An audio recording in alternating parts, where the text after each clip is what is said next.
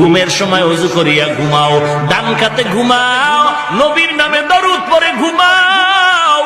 1000 বার যদি বান্দা দরুদ পড়ো সাল্লাল্লাহু আলাইহি ওয়া আলিহি ওয়াসাল্লাম, সাল্লাল্লাহু আলাইহি ওয়া আলিহি ওয়াসাল্লাম, আল্লাহর নবী বলেন তোর মরণ হবে না, মরণ হবে না, জান্নাতের খাতায় নামটা না লেখা পর্যন্ত।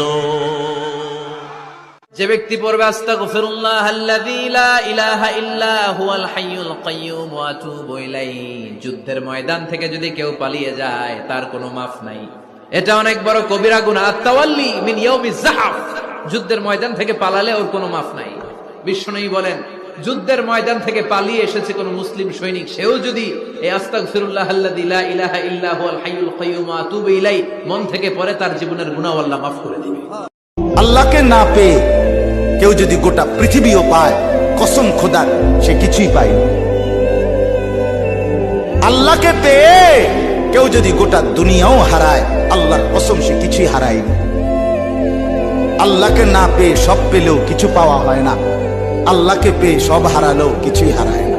এ মাকে কেন সন্তানের সামনে ওষুধের জন্য ভিক্ষার হাত পাততে হয়? একবার উত্তর দিতে পারেন? একবার উত্তর দিতে পারেন?